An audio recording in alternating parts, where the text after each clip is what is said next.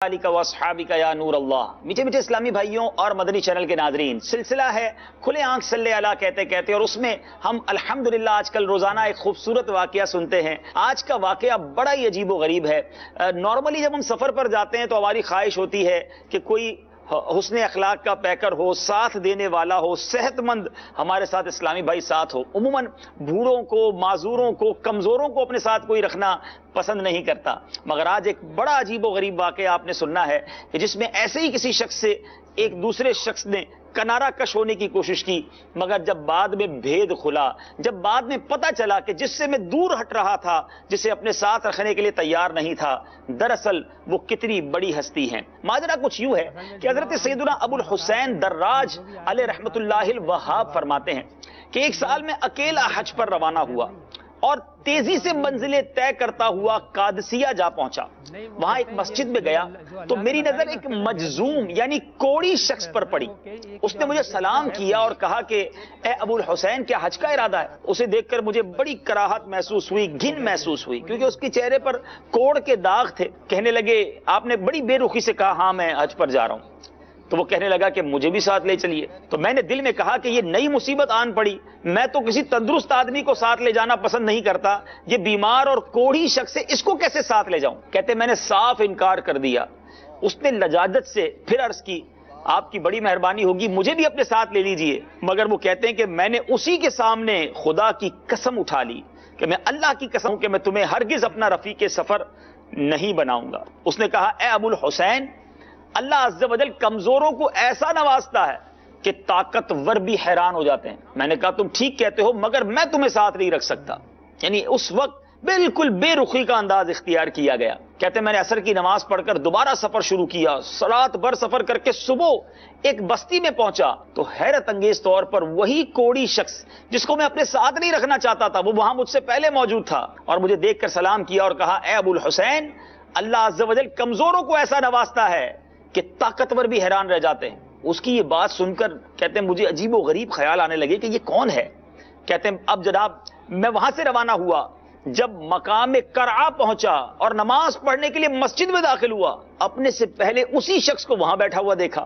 اس نے مجھے پھر سلام کیا اور کہا، اے ابو الحسین، اللہ عز و جل کمزوروں کو ایسا نوازتا ہے کہ طاقتور بھی حیران رہ جاتے ہیں۔ یہ سن کر کہتے ہیں مجھ پر بڑی رکت طاری ہو گئی، میں رونے لگا اور اب میں نے ان سے ادب سے کہا کہ حضور مجھے معاف کر دیجئے، میں اللہ عز و جل سے بھی معافی مانگتا ہوں اور آپ سے بھی درگزر کا خواستگار ہوں، مجھے معاف فرما دیجئے۔ وہ جو کوڑی شخص تھے وہ کہتے ہیں کہ یہ آپ کیسی بات کر رہے ہیں؟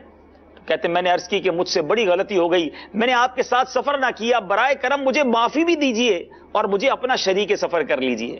اللہ غنی۔ مگر اب وہ شخصیت کہتے ہیں کہ آپ نے میرے ساتھ نہ چلنے کی قسم کھا لی ہے اور میں آپ کی قسم نہیں توڑوانا چاہتا۔ میں نے کہا کہ پھر اتنا کرم فرما دیجئے کہ ہر منزل پر مجھے اپنا دیدار کروا دیجئے گا۔ اب انہوں نے کہا انشاءاللہ عز و جل۔ اب وہ پھر نگاہوں سے اوجھل ہو گئے، میں بھی آگے بڑھ گیا۔ اب اس نیک بندے کی برکت سے باقی سفر میں مجھے بھوک، پیاس اور تھکاوٹ کا احساس بھی نہیں رہا۔ الحمدللہ ہر منزل پر مجھے اس بزرگ کی زیارت ہوتی رہی، یہاں تک کہ میں مدینہ منورہ زاد اللہ شرفم و تعظیمن کی مشک بار فضاؤں سے فیضیاب ہوا۔ اس کے بعد مکہ معظمہ بھی پہنچ گیا۔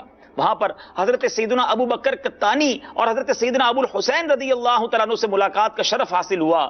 جب میں نے انہیں یہ حیرت انگیز واقعہ سنایا تو انہوں نے فرمایا، ارے نادان، تم جانتے ہو وہ کون تھے؟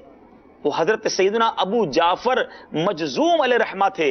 ہم تو دعائیں مانگتے ہیں کہ کاش ہمیں اللہ تبارک و تعالیٰ اپنے اس ولی کا دیدار نصیب کروا دے۔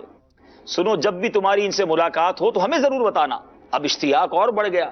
10 ذو الحجہ کو کہتے جب میں جمرۃ العقبہ یعنی بڑے شیطان کی رمی کر رہا تھا تو ایک شخص نے مجھے اپنی طرف کھینچا اور کہا، اے ابو الحسین السلام علیکم۔ جیسے ہی میں نے پیچھے مڑ کر دیکھا تو میرے سامنے وہی بزرگ یعنی حضرت ابو جعفر مجزوم رحمت اللہ تعالی علیہ موجود تھے۔ انہیں دیکھ کر مجھ پر رکت طاری ہو گئی، روتے روتے بے ہوش ہو گیا۔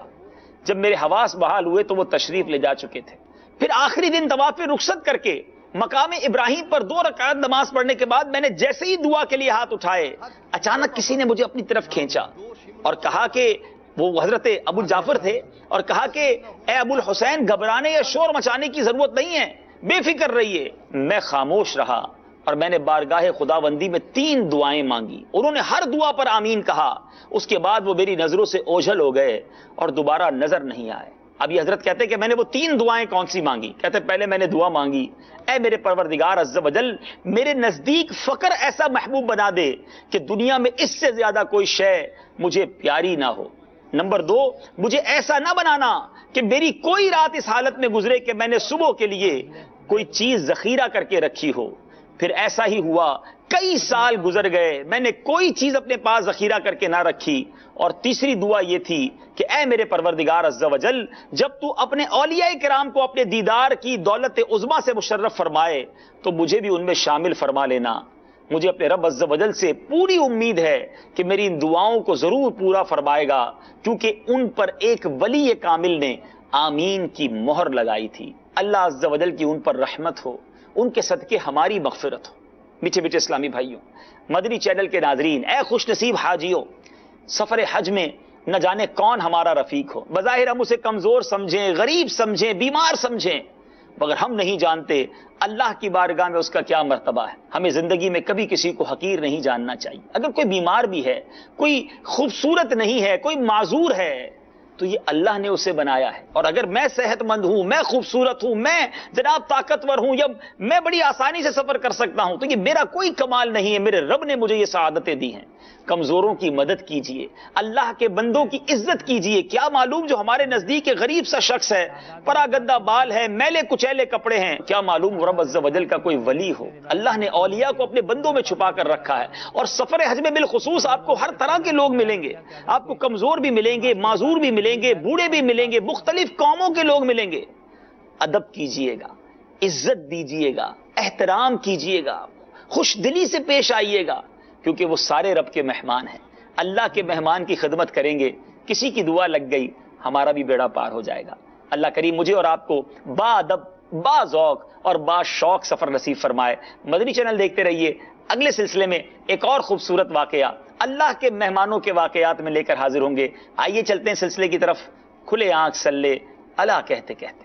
لبیک اللہم لبیک لبیک لا شریک لک لبیک ان الحمد والنعمت لک والملک لا شریک لک.